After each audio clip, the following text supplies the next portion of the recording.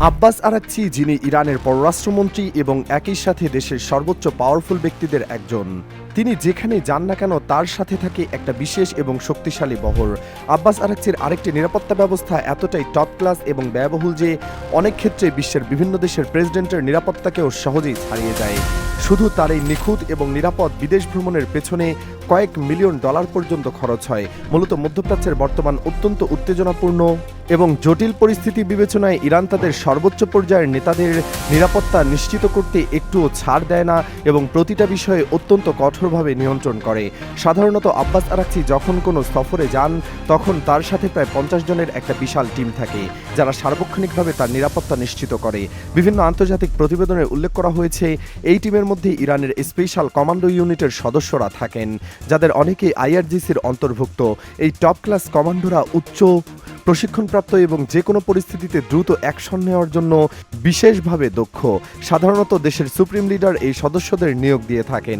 জানলে অবাক হবেন, এরা এতটাই দক্ষ যে কোনো জটিল সিচুয়েশন মাত্র কয়েক সেকেন্ডের মধ্যেই সামলে নিতে সক্ষম। তার ব্যবহৃত গাড়ির বহরও যথেষ্ট শক্তিশালী এবং আধুনিক।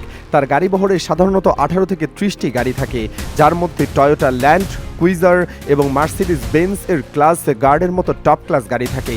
এসব গাড়ি সম্পূর্ণ বুলেট প্রুফ, ছোট গাড়ির বিস্ফোরণে প্রতিরোধ করতে সক্ষম এবং গ্লাস প্রুফ সিস্টেমও আছে। প্রতিটা গাড়ির দাম প্রায় $4 লক্ষ কাছাকাছি। একটি গুরুত্বপূর্ণ কৌশল হলো মূল গাড়ির পাশাপাশি একই ধরনের আরও 2 থেকে 3টি গাড়ি রাখা হয়, যাতে কেউ সহজেই বুঝতে পারে না তিনি আসলে কোন গাড়িতে অবস্থান করছেন। সাম্প্রতিক এক সফরে যেমন পাকিস্তান ভিজিটের সময় বিভিন্ন প্রতিবেদনে বলা হয়েছে, তার এই গাড়ির বহর বিশেষ কারিগরি মনে করে পাকিস্তানে নিয়ে যাওয়া হয়েছিল। আব্বাস আরাকচি মূলত খুব কম পরিমাণ বাইরের দেশ ভ্রমণ করে থাকেন, কিন্তু যখনই করেন তখন ব্যবহার করেন অত্যন্ত টপ ক্লাস বিমান। তিনি প্রায় ইরান এয়ারের স্পেশাল এডিশনাল বিমানে ভ্রমণ করেন, যেগুলোকে অনেক সময় ডুমসডে প্লেনও বলা হয়। মাঝে মাঝে মেরাজ এয়ারলাইন্সের বিমানও ভ্রমণ করতে দেখা যায় তাকে। বাইরে থেকে এগুলো সাধারণ যাত্রীবাহী বিমানের মতো মনে হলেও ভেতরে থাকে উন্নত কমান্ডো সেন্টার, যেখান থেকে জরুরি পরিস্থিতিতে দেশের ভেতরে থাকা সকল মিলিটারি কমান্ডো অফিসে সরাসরি যোগাযোগ করা যায়। এই ধরনের বিমানগুলো খুব উচ্চ পর্যায়ের প্রেসিডেন্টের জন্য ব্যবহার করা হয়ে থাকে, যেমন ভ্লাদিমির পুতিন বা ডোনাল্ড ট্রাম্প এই ধরনের বিমানে চলাফেরা করেন। সামরিক ও ভিভিআইপি বিমান নিরাপত্তা ব্যবস্থায় সাধারণত বহু স্তর বিশিষ্ট প্রতিরক্ষা বলয় ব্যবহার করা হয়। গুরুত্বপূর্ণ রাষ্ট্রনেতা বা সামরিক কমান্ড বহনকারী বিমানের ক্ষেত্রে অনেক দেশে ফাইটার জেট, এসকর্ট, আকাশভিত্তিক নজরদারি এবং ইলেকট্রনিক সুরক্ষা ব্যবস্থার সমন্বয় করে থাকে। তবে সামাজিক যোগাযোগ মাধ্যমে যেভাবে বিভিন্ন দেশের নির্দিষ্ট অপারেশন বা গোপন নিরাপত্তা কাঠামো নিয়ে বিস্তারিত দাবি করা হয়, সেগুলোর অনেকটাই যাচাই করা কঠিন এবং অনেক সময় অতিরঞ্জিত হতে পারে। ইরান দীর্ঘদিন ধরেই তাদের আকাশ প্রতিরক্ষা ও বিমান বাহিনীকে আধুনিক করার চেষ্টা করছে। গ্রুমেন F-14 টমক্যাট যুদ্ধ বিমান ইরানের কাছে বিশেষভাবে পরিচিত, কারণ 1979 সালে ইসলামী বিপ্লবের আগেই দেশটি যুক্তরাষ্ট্রের কাছ থেকে এই বিমান সংগ্রহ করেছিল। পরবর্তীতে নিষেধাজ্ঞার মধ্যেও ইরান নিজস্ব প্রযুক্তি ও যন্ত্রাংশ উন্নয়নের মাধ্যমে এসব বিমান চালু রাখার চেষ্টা করেছে বলে বিভিন্ন সামরিক বিশ্লেষণে উল্লেখ করা হয়েছে। যদিও এগুলো পুরনো প্ল্যাটফর্ম, তবু আধুনিক রাডার, এভিওনিক্স বা অস্ত্র ব্যবস্থার কিছু আপগ্রেড নিয়ে বহু আলোচনা রয়েছে। একইভাবে মিগ-1, মিগ-29 ও ইরানের বিমান বাহিনীর অংশ হিসেবে পরিচিত, তবে সুখোই Su-57 নিয়ে বিভিন্ন গুঞ্জন থাকলেও ইরানের কাছে এই বিমান কার্যকরভাবে মোতায়েন হয়েছে এমন নির্ভরযোগ্য ও প্রকাশ্য আন্তর্জাতিক প্রমাণ এখনও সীমিত। সামরিক বিশ্লেষকেরা সাধারণত স্যাটেলাইট ছবি, সরকারি ঘোষণা এবং আন্তর্জাতিক প্রতিরক্ষা পর্যবেক্ষণের ভিত্তিতে এসব বিষয় মূল্যায়ন করেন। আপনি যে রাডার প্লেন বা দূরপাল্লার আকাশ নজরদারি বিমানের কথা বলেছেন, সেটি সাধারণত airborne warning and control system ধরনের ব্যবস্থার সঙ্গে তুলনা করা যায়। এই ধরনের প্ল্যাটফর্ম আকাশ থেকে বিশাল এলাকা জুড়ে নজরদারি চালাতে পারে এবং শত্রু বিমান, ড্রোন বা ক্ষেপণাস্ত্র শনাক্ত করতে সহায়তা করে।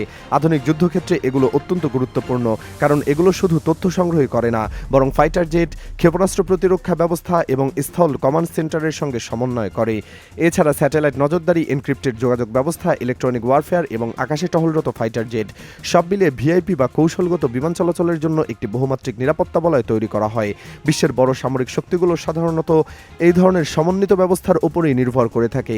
তবে বিশেষজ্ঞরা মনে করিয়ে দেন যে আধুনিক সামরিক প্রযুক্তি দিয়ে অনলাইনে প্রচারিত অনেক তথ্যই অনুমান, প্রচারণা বা অসম্পূর্ণ সূত্রের উপর ভিত্তি করে ছড়ায়। ফলে কোনো দেশের প্রকৃত ক্ষমতা বা নির্দিষ্ট সামরিক অপারেশন সম্পর্কে নিশ্চিত সিদ্ধান্ত পৌঁছতে নির্ভরযোগ্য আন্তর্জাতিক তথ্যসূত্র, স্যাটেলাইট বিশ্লেষণ এবং আনুষ্ঠানিক প্রতিরক্ষা মূল্যায়নের গুরুত্ব অত্যন্ত বেশি।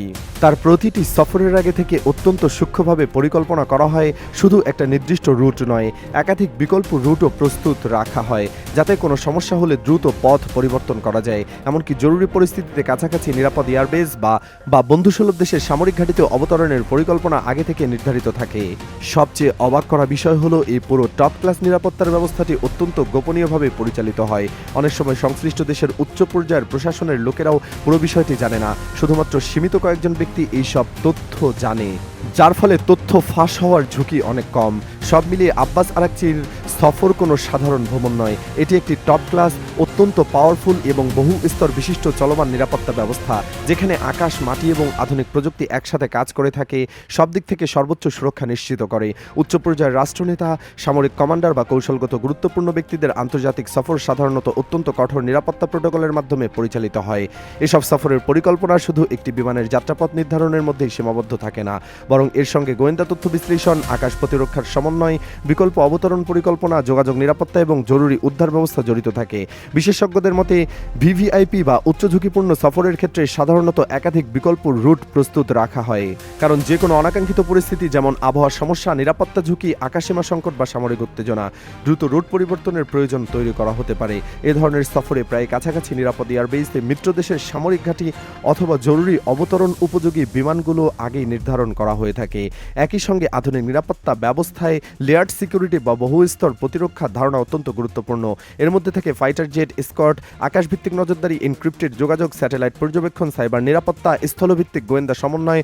অনেক ক্ষেত্রে সফরের প্রকৃত সময়সূচি, রুট এবং নিরাপত্তা পরিকল্পনা খুব সীমিত সংখ্যক কর্মকর্তার মধ্যে সীমাবদ্ধ রাখা হয়, যাতে তথ্য ফাঁসের ঝুঁকি কমানো যায়। অপারেশনাল সিকিউরিটি ধারণাটি এখানে গুরুত্বপূর্ণ হয়ে ওঠে। সামরিক ও কূটনৈতিক জগতে সংবেদনশীল তথ্য যত কম মানুষের কাছে থাকে, তত কম ঝুঁকিতে অপারেশন পরিচালনা করা সম্ভব হয়। ফলে অনেক সময় সফরের সম্পূর্ণ নিরাপত্তা কাঠামো, এমনকি সংশ্লিষ্ট প্রশাসনের সব স্তরেও বিস্তারিতভাবে জানানো হয় না। তবে বিশেষজ্ঞরা এটাও মনে করিয়ে দেন যে সামাজিক যোগাযোগ মাধ্যমে প্রচলিত অতি গোপন নিরাপত্তা কাঠামো নিয়ে অনেক দাবি বাস্তবতার চেয়েও নাটকীয়ভাবে উপস্থাপিত হতে পারে। বাস্তবে বিভিন্ন দেশের নিরাপত্তা ব্যবস্থার ধরন ভিন্ন হলেও মূলনীতিগুলো সাধারণত একই: ঝুঁকি কমানো, তথ্য সুরক্ষিত নিশ্চিত করা এবং দ্রুত প্রতিক্রিয়া সক্ষমতা বজায় রাখা।